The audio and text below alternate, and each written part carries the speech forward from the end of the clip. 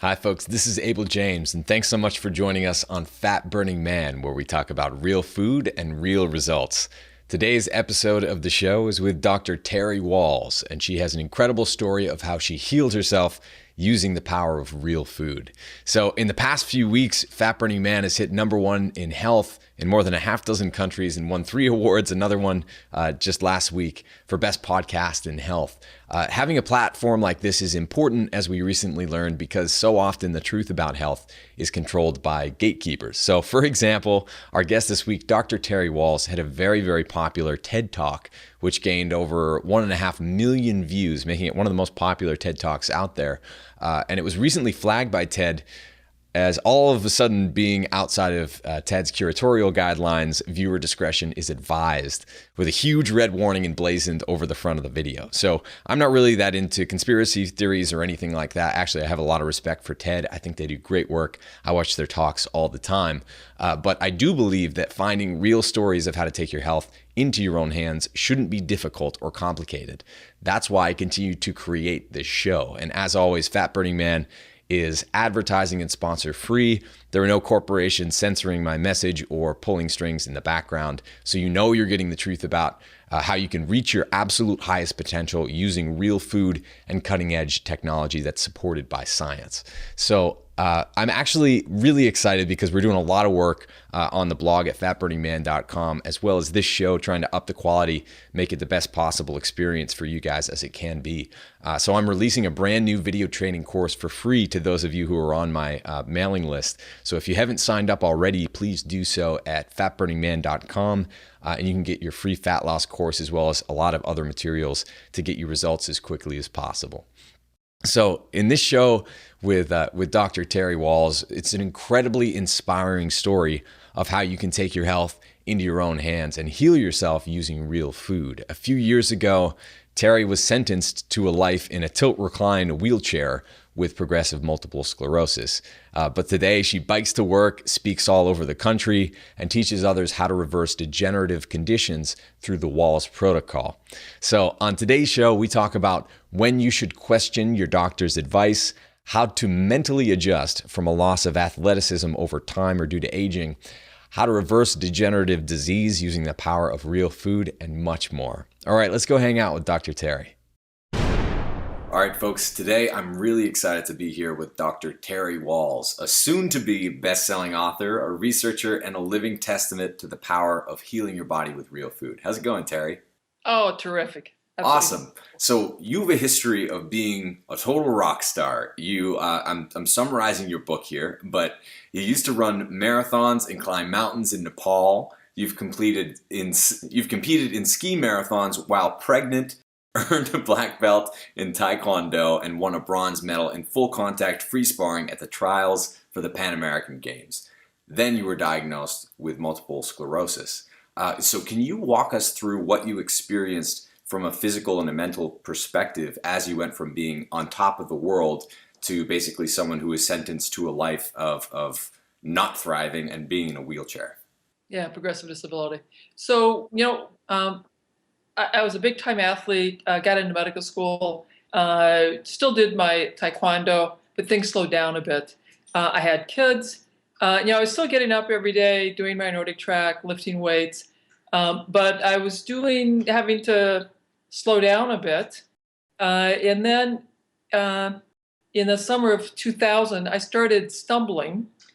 And during the evaluation, I got MRIs of my spinal cord, of my brain, lots and lots of blood tests, nerve conduction velocities. I had a spinal tap, and they found lesions in my spinal cord, in my neck, abnormal antibody levels in the spinal fluid, and so the diagnosis of MS was made. And part of me was actually quite relieved that I hadn't been a slug, that my decline in my ability to do my Nordic track and my cross-country ski was from my MS, not because of lack of Willpower training, or gumption, yeah. So that felt good. I wanted to get a second opinion, so I went to the best MS center that I could find in the country, which is at the Cleveland Clinic. They looked over my records, examined me, and said, "Yes, you have MS," and urged me to begin a disease-modifying drug, which I did do. Um, and being a sort of a competitive doc, I started reading everything that I could about MS in the medical literature. It was frankly very upsetting. A third of people with MS within 10 years have some level of gait disability, and half have such severe fatigue that they have to leave the workforce. My family convinced me to stop reading the literature because I was just getting more and more upset. Right. So I did that. I let my docs take care of me. I just picked the best people that I could find. And, I had just one episode worth, my right arm got weak. And so over the next 3 years, that would be a success because I wasn't having a lot of acute attacks. But the problem, Abel, was that I was steadily declining. And so within 3 years, fatigue was a very big problem. Sitting up was a problem because my back muscles were weak.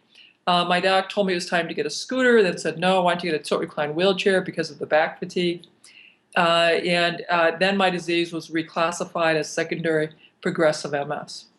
As I have this transformation from athlete to no longer being able to jog, no longer being able to walk, there's a lot of anger that came out at the wrong people.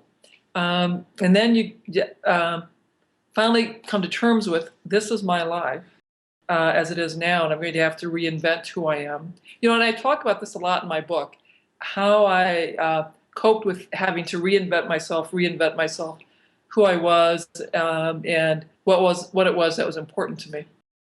And you finally get to a place of acceptance that, okay, I am going to get progressively more disabled, and I am likely to become bedridden by my disease. And then the next thing I was having to face was I was having more problems with brain fog. And so my cognitive skills were going to decline.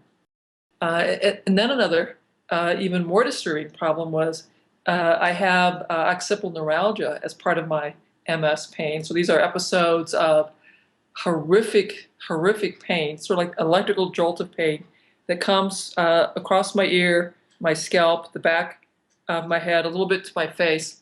It feels like a cattle prod is zapping you. It lasts just for an instant, and those episodes were becoming more frequent. They were more difficult to get stopped. And so after I'd sort of come to terms with maybe I'm going to be bedridden, maybe I'm going to be not as sharp mentally, then I began to fear that my pain was going to turn on and not be able to be turned off. And so that was my biggest fear, was being stuck in this horrific cycle of pain. Wow. And those jolts of pain that you described, that actually started a lot earlier. Is that right? That started during medical school. Yeah. And it was during my third year when you have long hours, very long hours. At that time, you could have 80, 100-hour work weeks, be up for 36 hours at a time. I certainly hadn't seen vitamin D in a long time. And I could tell when I was under more stress, more pressure, I was more likely to have some of these flares of pain. Didn't know what it was. It would be years before I went to see a neurologist to try and get it sorted out. Mm-hmm. Yeah. And that's something that progressively got worse as everything else got worse. As everything got worse. Probably the first time I had that was in 1980. Okay. So that's how long ago all of this started. Wow. And so did you have an appreciation for what was going on? And that's certainly the wrong word, but did you realize? Oh, gosh, no. Yeah. Gosh, no, not at all. I wasn't sure what these episodes of pain were. I was sort of busy. I ignored them. I did figure out there was nothing I could do about them. There were no drugs were going to help. Narcotics didn't help. Mm-hmm. All I could do is just endure the pain until the little cluster of jolts would subside on its own. Right. And then when I had the episode of near blindness, I went to see my neurologist, got a big workup. It wasn't clear, and they just said, well, Don't let yourself get your heart rate up so high again. Mm-hmm. Don't train quite as vigorously. Mm-hmm. And so I ended up doing that because I did figure out if I went out and trained and raced, I couldn't see very well. Mm. Um, but mind you, I had seen the neurologist. I had seen colleagues that I respected, and they didn't know what was going on either. Yeah. Um, and then as I became progressively less athletic, and couldn't jog. Actually, I couldn't jog since my 20s because of hip pain. But I couldn't bike as vigorously. I could ski as vigorously. I was annoyed with myself, thinking, I'm just getting old. I'm not pushing myself hard enough, and I was frustrated. Although, mind you, I hadn't missed a day of working out since before medical school. Wow. So, I don't know why I was thinking. But anyway, these changes, they come on gradually. You accommodate. And it hadn't occurred to me that I was developing a progressive neurologic disorder. Mm-hmm. And this is something that must be extraordinarily difficult to accept for such a high achieving person, right? Right? Like, how do you come to terms with something like that? Well, that's why I was pretty angry and crabby at first. Because you certainly go through like the traditional periods of grief and denial in terms of coming to terms with death. I think anyone who has to come to terms with a progressive chronic disease will go through a period of anger. Mm-hmm. They will go through probably a period of bargaining, trying to make these stupid bargains that will somehow magically stop their illness. Mm-hmm. And then eventually you realize this is how your life's going to unfold. Yeah. And you come to acceptance. And then hopefully you're able to look pretty deep within and figure out what's still important and still find meaning in your new existence, whatever that's going to be. Right. And so when you were experiencing all of this pain, was it something that was somewhat easy to ignore? Because I would imagine, I used to run marathons, and when you're, especially, and sparring as well, I mean, you get used to your threshold of pain, and what bothers you and what you can deal with is kind of off. Because you can ignore, and you have to ignore so much pain when you're running marathons or skiing marathons while pregnant, or all of the other crazy stuff that we all do. So was that something that you were just like, buzz off pain, I can deal with this? Well, so I'd have these jolts of pain. They'd be really uncomfortable. And I kept going to work. Like, well, there's no point in staying home. You can have the pain. You might as well keep working. It was easier to have that distraction. Mm-hmm. Then the pain became so severe that I had this involuntary grimace, like, wow. Well, it's sort of hard to interview patients while you're doing. Right. So then I'd have to figure out I could work but not see patients. And then it got so severe that, this is how severe the pain is, that the intensity of what's going on in my brain makes me lose muscle tone, so I can't stand. So I get the jolt pain that's so horrific. I can't talk, I can't speak, I'm grimacing, and now I can't stand. And so I have on occasion fallen because the pain is so horrific. Mm-hmm. Now, the good news is, using the Wahls protocol, those kinds of horrific episodes no longer occur. Wow. But in 2007, before I got the protocol going, that was occurring. Yeah. And that's part of why, because I clearly saw this very clear progression of worsening intensity, more difficulty getting it stopped, more difficulty. And I began to have the conversations, like, what happens if it gets stuck on permanently? So how were you eating before all of this? As this was all happening, like over the course of your life, did you pay much attention to what you were eating? So we'll talk a little bit about my diet history. So I grew up on a farm, Northeast Iowa, and it was not a organic farm, so there were plenty of conventional pesticides, herbicides, etc. Mm-hmm. But we did have an organic vegetable garden. So we had raw milk, plenty of fresh meat, plenty of fresh vegetables, wild fruits. So I'd say great nutrition as a kid growing up. plenty of vitamin D because I was out there on the farm working all the time. And then during college, I read Diet for a Small Planet, got inspired and became a vegetarian. My parents were completely horrified. They told me time and time again I was destroying my health, that I needed meat and animal protein. But I was pretty stubborn. I stayed with being a vegetarian, and was a vegetarian then probably for the next 15 years, Wow. maybe almost 20. I had plenty of legumes, rice, vegetables. I was having cheese, did still have eggs, Okay. but no meat, fish, poultry kinds of things. Now, so in retrospect, I can see the vitamin, mineral, essential fat deficiency and B vitamin deficiency that was accruing during that time period. But more slowly than it would for someone like a vegan who was avoiding all animal foods. Correct. So it was accruing, but more slowly. I'd also gone to medical school, so I had a lot of vitamin D deficiency. And then I listened to what the dermatologists were telling us, that the sun is your enemy. It causes skin cancer, melanoma. And so I was putting on sunscreen and staying pale year round. So that certainly, I'm sure, added to my health problems and my health challenges. Yeah. And so it was pretty consistent then. Over the course of 15 years, you were eating the same thing, and it seemed like a non-factor in all of this. Correct. What I certainly did observe is stress made the zingers far more likely. Okay. And so the more stress I was under, the more likely I was to have the facial pain. Now, I would confess that I am sort of a driven person, a high achiever, so I've always pushed myself pretty hard. I was into physician leadership and was in a number of administrative leadership roles, which were high stress. I had lots of fun. I enjoyed that. But of course, I also had to admit that that was at times triggering those facial pains. Okay.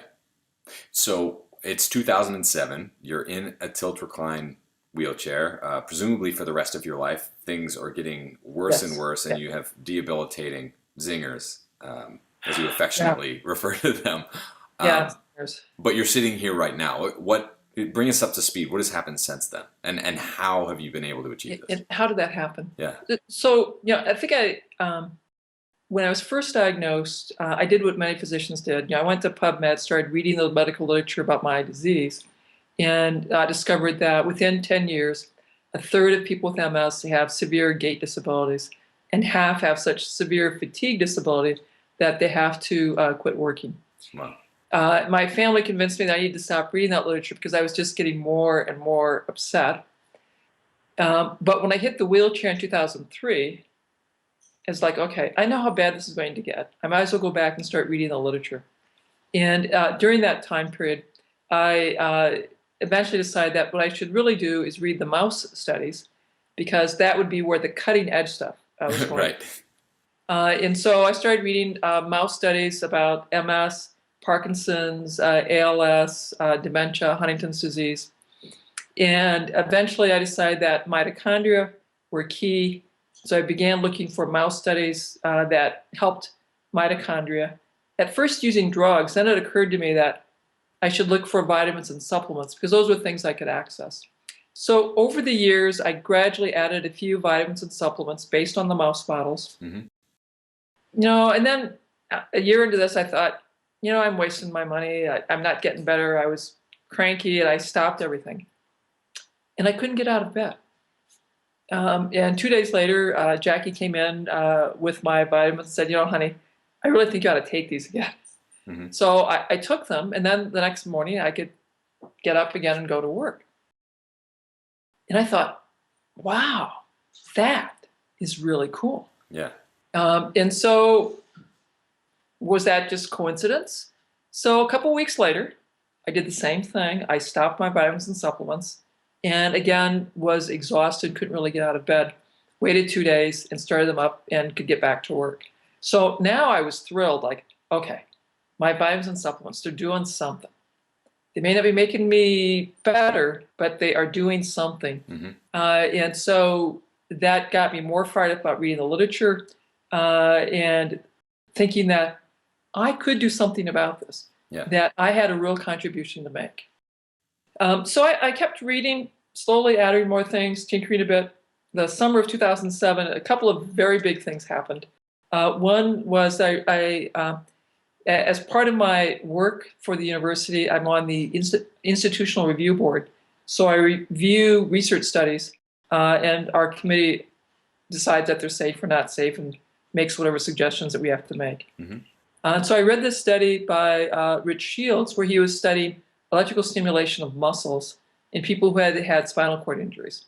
So I thought that was pretty exciting, and I read all 212 articles that were on PubMed about neuromuscular electrical stim. As you can tell, I'm a little driven. And made an appointment with my physical therapist and said, and I brought a few of the articles. 212 would be a little too many. Yeah. And I said, can we try it? And he said, well, it's painful. It exhausts athletes. You have a lot of issues with MS pain. You're exhausted all the time. We can grow muscles. I'm not sure your brain can talk to the muscles that we grow. We could make your legs heavier and make it harder for you to walk. So I thought he was going to say no, but in the end he said, well, but we'll give you a test session. Yeah. So we came back, gave me the test session. It hurt a lot. Yeah. But I tolerated it. In fact, we did about 24 minutes of electrical therapy. And I could only work out 10 minutes before I was flat out exhausted. So I got 14 more minutes of exercise time. And this was the best I'd felt in years. So I went back to clinic for several weeks, doing my training in clinic so that my therapist was comfortable I could tolerate this stuff and I knew how to do it. At that same time that I'm discovering electrical therapy, I discovered the Institute for Functional Medicine.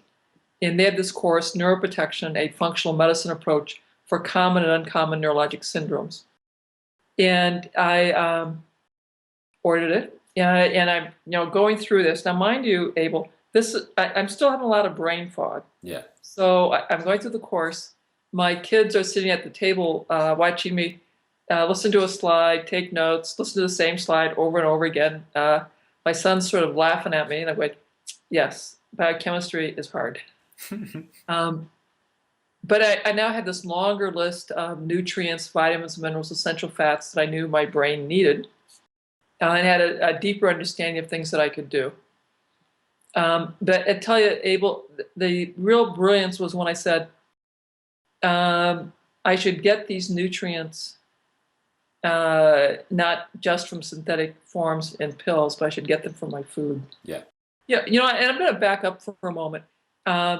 In 2002, while I was still walking around, I discovered Lauren Cordain's work, and I actually had made at the time, a very challenging emotional decision to go back to eating meat. And so I had quit grains, legumes, started eating meat in 2002, but had continued to decline. And even though I was declining, I had elected to continue the paleo diet because Cordain's work made a lot of sense to me. And I felt like, well, at least it was something I could do that was proactive. So what I did then in the summer of 2007 was I took the paleo diet concepts, but now I structured it in a very specific way to get the nutrients that had been identified by the functional medicine people as critical to my brain. And that's how I came up with this very precise plan of, here are the foodstuffs that I have to stress and get in every week and what I want to try and get in every day. And that's when this amazing magic began to happen. Yeah. And so what happened? So, I started all of this in November. So I'm doing electrical therapy in November. I've started the functional medicine, vitamins and supplements in November and December. And then, in December, I think, well, we're going to redesign my food to get the same vitamins and supplements in the food. So I have to do some more research, figure out that food. By the end of December, I've got my food plan worked out. So I think December 27th, we went out and started shopping, getting the food. In January, I was to start this new clinic, a traumatic brain injury clinic, where I would not have residents. I was going to see the patients directly. And I had known that that was probably something I would not be able to do given my level of disability.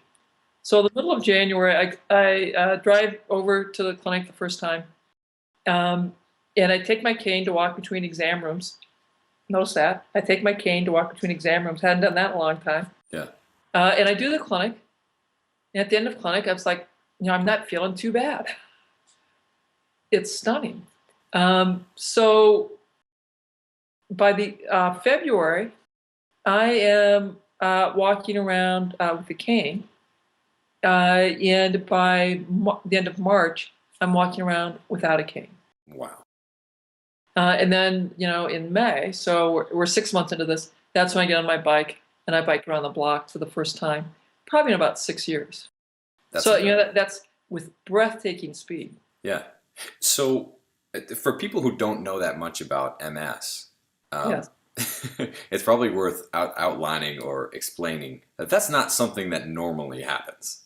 Oh, no. Right? So, so a lot of people want to dismiss my story as having relapsing remitting MS. Mm-hmm. So let me back up a few sentences there. So relapsing remitting, you have periods of worsening and then followed by periods of improvement. Mm-hmm. If you go 2 years without any improvement, but you've had steady worsening, you've transitioned to secondary progressive MS. So my last period of transient improvement was 2001. So I had gone 6 years with steady decline. Wow. So I clearly had met criteria for secondary progressive MS.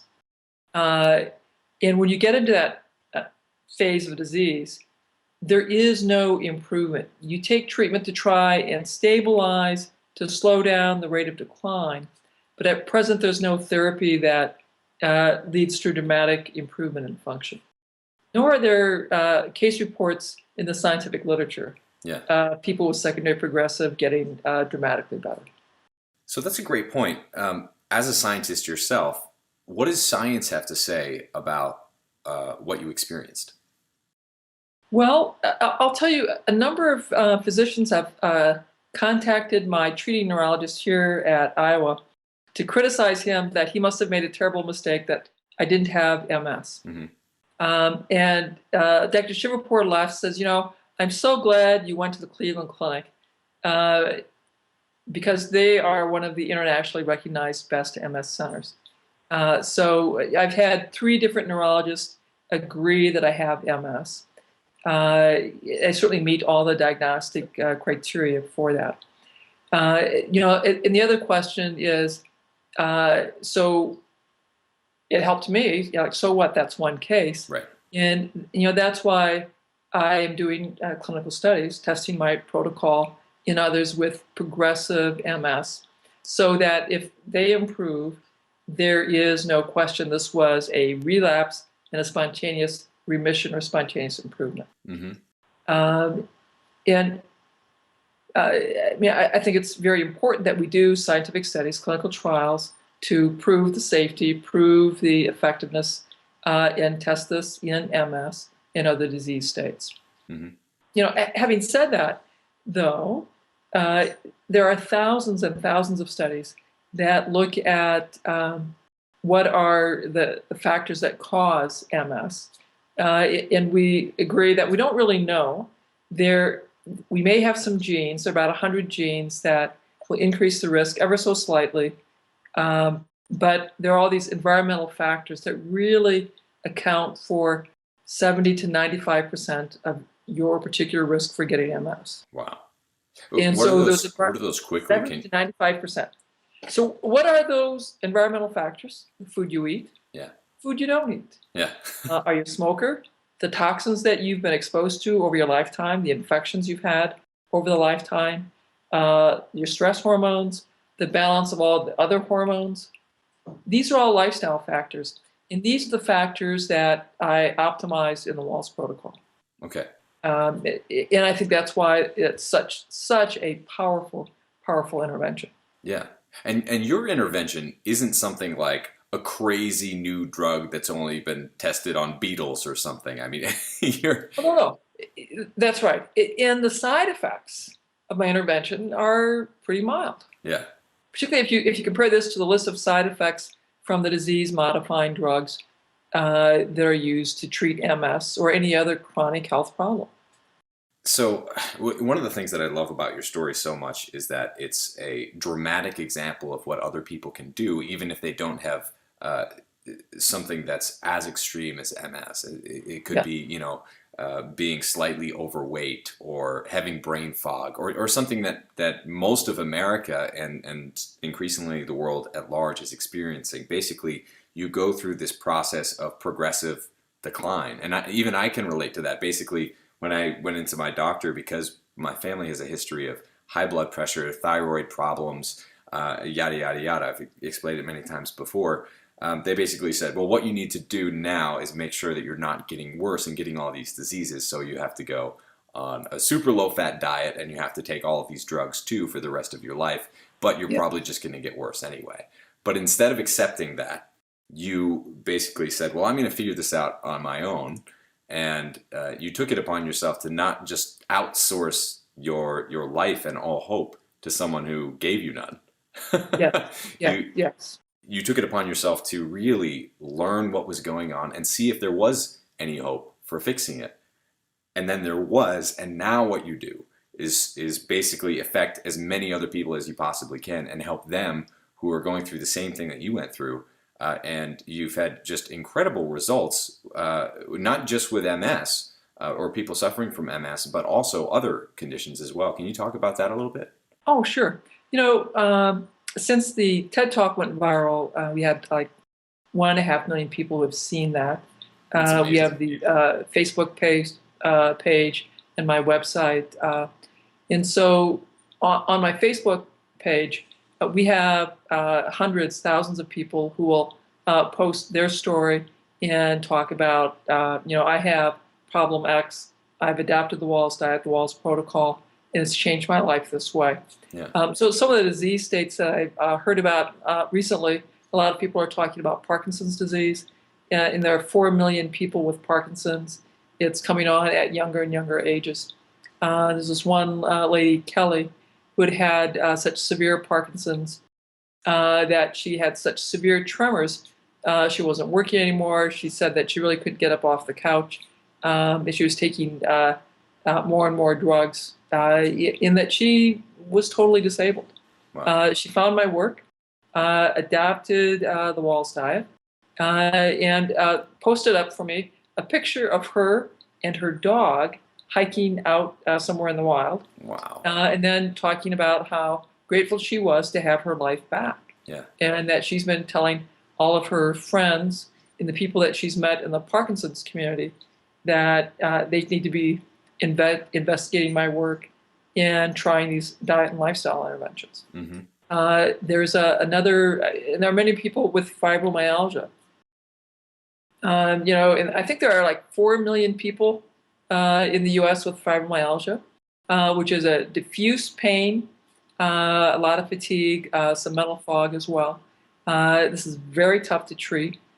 Drugs, even narcotics, don't really seem to blunt the pain. People are given some antidepressants in low dose, see if that will help. Mm-hmm.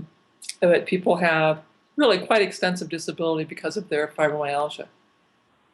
Again, we have many people who have posted telling that they have been disabled in near constant pain from their fibromyalgia, but when they discovered my work, adopted the Wahls diet and the lifestyle changes that I talk about, their pain steadily diminished, their energy level improved, their mental clarity improved, and again, they're thanking me for giving them their lives back. Mm-hmm.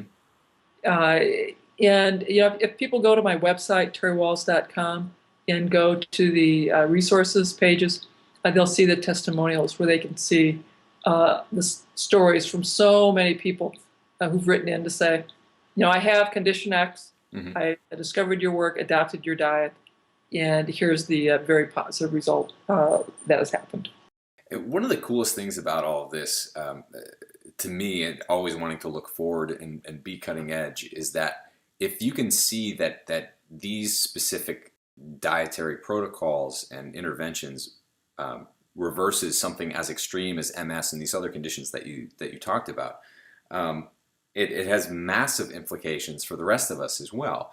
Not only as I mean, avoiding degenerative disease is not really a sexy idea to people who think Yeah. they don't have it, right? But what it shows is that if you went from basically barely getting out of bed to being able to do your job because you took some vitamins, that means that those vitamins are doing something. Whereas someone who's like maybe a little bit overweight and not in the best of health, if they take some vitamins, I think we're all used to this. You take something that's supposed to do something, but you don't feel it, you don't see it. But I think those testimonials, whether you have degenerative disease or not, if you look at those, you see that this stuff works and it can really help you improve, even if it is something that kind of happens in the background. There was a fellow named Chris who was a football coach. He contacted me because he adopted the diet, saw this tremendous change in his health and vitality. And he went back to college to play and try and be on his college football team. So he's pretty fired up about the change in his athletic ability in terms of his physical fitness and athletic performance when we did the Wahls diet. Wow, that's so cool. So can we talk about what the diet is specifically, and then we can talk about why it works? Sure. So the diet, in the broadest strokes, we create 3 levels. The Wahls diet to give people a chance to enter in at the easiest level.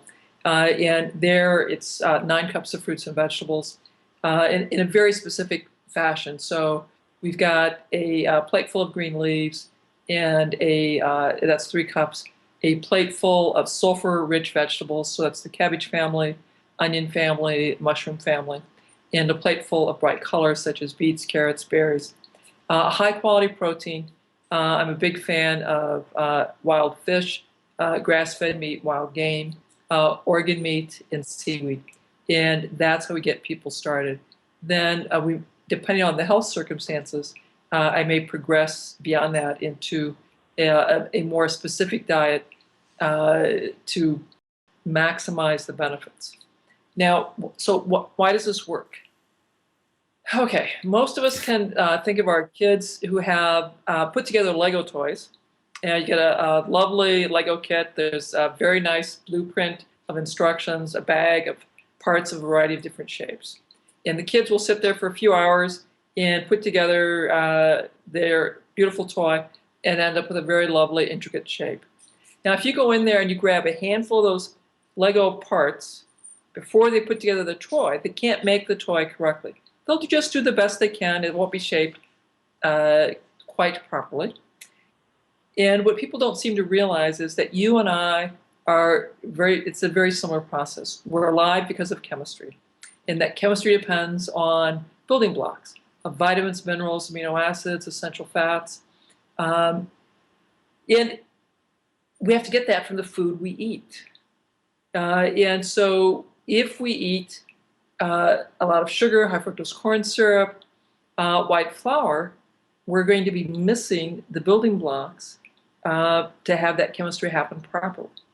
And when the chemistry doesn't happen properly, compounds don't get made or get made with the wrong shape, they don't function, and you develop a very rapid aging of your brain, of your heart, of your blood vessels, and it's the broken chemistry that is the beginning of every single disease process. So fixing every single disease process can begin with restoring the most nutrient-dense diet possible, so you're more likely to have all the parts you need to run the chemistry of life properly. Yeah. And what the paleo diets are very superior to the standard American diet, no question about that. But what many people don't realize in our paleo community is that we're still eating agricultural foods. Yeah. We are not going out hunting, eating our insects, grubs, larvae, wild foods. which are much more nutrient dense than the agricultural foods. So the agricultural foods have a lot more starch in them. They have a lot more volume, and there's a lower vitamin, mineral, essential fatty acid content per calorie in agricultural foods than there is in wild foods. Plus, all of us in the paleo community, we've lost our tie to our ancestors that would have told us which foods to avoid, which ones to stress according to what season. Mm-hmm. And what I've done that's been so helpful is, okay, I've taken the scientific literature and say, here are the nutrients that I know my brain needs. There are no doubt thousands more, but at least these are the 31 sure. that I know about. Yeah, and I've taken our paleo concepts, used agricultural foods that I can get, at least here in Midwest Iowa, and designed a food plan that you can follow, and then on a day-to-day basis, usually get all those 31 nutrients. And when to get my clinical trials going, Abel, we had to have a nutritional analysis of the diet to show the research committee that this was safe, because it looked like a radical diet to people. Mm-hmm. So we did a research level analysis of my diet using 24-hour recalls, et cetera. And so the nutritionist who did this, and she's been doing this kind of work for about 30 years, she said, this is the most nutrient-dense diet I have ever analyzed. Really? That's pretty cool. How cool is that? That's pretty cool. So is that the bugs and larvae that you put in there, or is that something else? Yeah. So I mean, that was very impressive. I have since hired that person. She's on my team, and she's the nutritionist that was instrumental in helping continue to refine the diet so that we could make sure that we're getting the most nutrition possible into people. That is so cool. So one thing that I haven't heard much about, at least in the ancestral community, is sulfur-rich foods. What is the main benefit there? So the reason I stress sulfur-rich foods are several. One is that these will induce the enzymes that increase the production of glutathione in the brain and in our cells, which is a very potent antioxidant, a terrific protector for your cell, protector for your DNA, protector for your mitochondria. So that's advantage number one. Advantage number two, they're also potent at helping your body make more gamma-aminobutyric acid, which is a neurotransmitter that helps keep the brain calm, keeps you, so it evens your mood, decreases pain. Remember, pain is a big part of my life, so I was very keen on trying to reduce my pain levels. And then the third, which may be the most important, well, almost as important as the glutathione, and that is sulfur is a very important part of detoxification. Mm-hmm. We live in a very toxic world. Since World War II, we've been pouring out chemicals to make life easier for a variety of reasons. And so I think there are now about 90,000 chemicals registered with the Environmental Protection Agency as toxic to human health. And these are in the environment. They're in our food supply, in the air, in the water, and they will be, and in many studies, we find that babies are born with these chemicals already in their bodies at birth. In order to process those chemicals, put them in the bile, and get them out of the body, sulfur is a very important compound. And many of us, because if you eat sulfur, you might pass gas that has a little bit of a hydrogen sulfur smell, and so it smells bad, and we tend to diminish our sulfur intake, which compromises our ability to process and eliminate toxins. So I wanted to ramp up my detoxification pathways, and the sulfur-rich vegetables will do that. Yeah, very interesting. So there's always this ongoing debate amongst people who are trying to diagnose why everyone has it so bad now, why we're all getting fat and sick. And there's kind of one camp that says, well, it's because we're eating too much junk. And there's the other side that's saying we're not eating enough good stuff. So I think your perspective would be really interesting to hear Sure. about this. Is it a lack of the essential building blocks that we need, or is it eating too many Oreos and Doritos and pizza and the rest of the junk? Obviously, Okay. it's a So combination, but I'd love to hear um, you kind of rant for on that. for many of us, we have developed a problem with food sensitivity, food allergies. Hmm. Yeah, and so if we eat gluten-containing compounds, or if we have casein or egg or other foods to which we have been sensitized, that will rev up the inflammation, rev up your cortisol levels, and create all sorts of bad health outcomes. So that's problem number one. And then, of course, problem number two is that if you're missing the building blocks, your chemistry is not going to happen properly. And so you'll deteriorate on that basis. Now, how important each of these two components are is individual. Yeah. So for some individuals, the food allergies are the biggest driver. For others, the lack of the proper building blocks are the big drivers, and they don't have food allergies. But more and more of us, because of leaky gut issues, are having problems with food allergies. Yeah.